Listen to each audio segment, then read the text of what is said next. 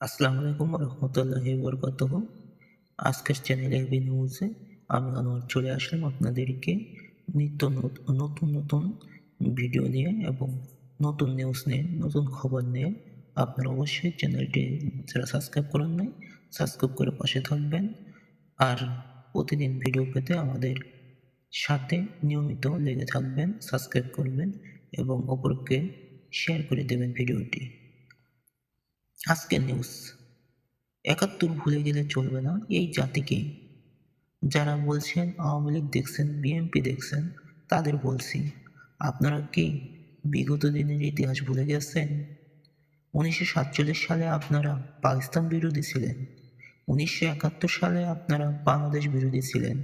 আর কত বিশ্বাস করতে বলবেন এই জাতিকে?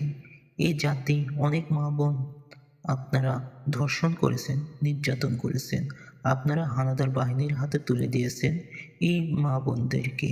আপনারা পশ্চিম পাকিস্তানদের সাথে ছিলেন, পূর্ব পাকিস্তানদের বিরোধী ছিলেন, অর্থাৎ বাংলাদেশের বিরোধিতা করেছেন। দেশদ্রোহী কাজে আপনারা সবসময় লিপ্ত ছিলেন। সুতরাং বাংলাদেশের মানুষ আপনাদের কাছ থেকে অবশ্যই সচেতন থাকবে।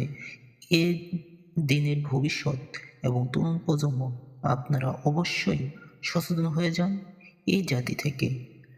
এরা মুনাফিক, এদের কথার সাথে কাজের মিল নাই।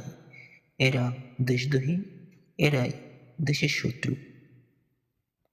আজকের এই ভিডিওটি অবশ্যই শেয়ার করে দেবেন। ৭১ জামায়াতে ইসলামী কি করেছিল তা মনে রাখার আহ্বান করেছেন জনাব তারেক রহমান। ব্রেকিং নিউজ: খালেদা জিয়ার শারীরিক অবস্থা নিয়ে মেডিকেল বোর্ড সুখবর দিয়েছে। তিনি আগে থেকে কিছুটা সুস্থ হয়ে উঠছেন। আশা করা যায় তিনি আবারও জনতার মাঝে ফিরে আসবেন।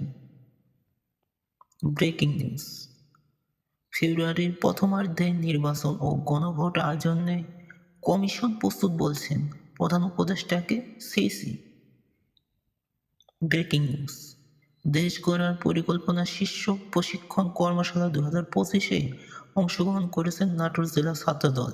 সেখানে কেন্দ্রীয় ছাত্রদলের সভাপতি রাকিবুল ইসলাম রাকিব উপস্থিত ছিলেন। আজকের মতো এই পর্যন্তই। আগামী ভিডিও দেখার জন্য অবশ্যই সাথে থাকবেন এবং চ্যানেলটি সাবস্ক্রাইব করে সাথে থাকবেন। ভিডিওটি ইউটিউব, ফেসবুক, টুইটারে শেয়ার করে দেবেন। আজকের মতো এই পর্যন্তই। আগামী ভিডিও দেখার জন্য আমন্ত্রণ রইল। আল্লাহ হাফিজ।